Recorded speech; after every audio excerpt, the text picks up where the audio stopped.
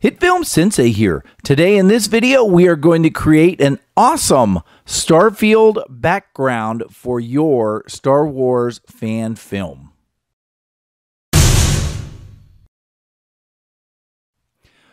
All right, so what we're going to do is we're going to start by creating a new composite shot, and I'm going to click OK.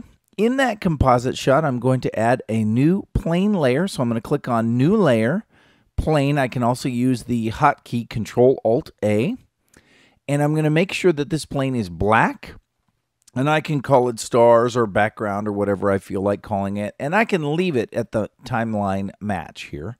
Click OK. All right, I am going to, under Generate, twirl that open and find the fractal noise effect and drag that onto the star field just like this. And you'll see that it's creating sort of a cloud-looking thing.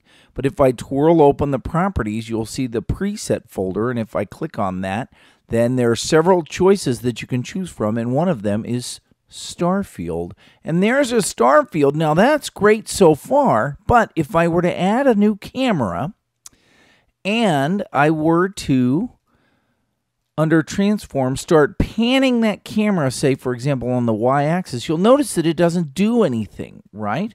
Why is that? Well, because the Starfield is a two-dimensional plane here, and it's not affected by the movement of the camera. So what we're going to do is we're going to look for one more effect. It's under the 360-degree video, and it is the 360 video viewer layer only effect. I'm going to drag that onto my stars plane.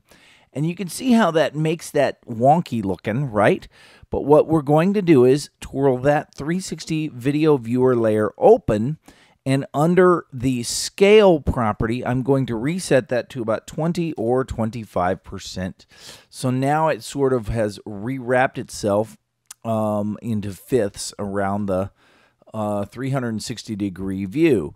Now if I open up the camera and I start panning around, you can see that I have a pretty beautiful looking star field. If I go up and down, it looks pretty good, like I might in the initial Star Wars crawl thing, right?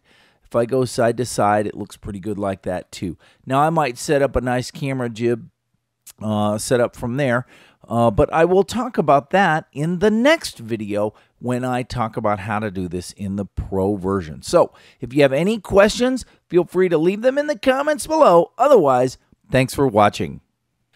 If you would like to keep up with the latest tutorial videos from HitFilm Sensei, consider liking the HitFilm Sensei Facebook page, following the HitFilm Sensei Twitter feed, and subscribing to the HitFilm Sensei YouTube channel. The links are in the description below. A new video comes out every Friday and Monday, and thanks for your support.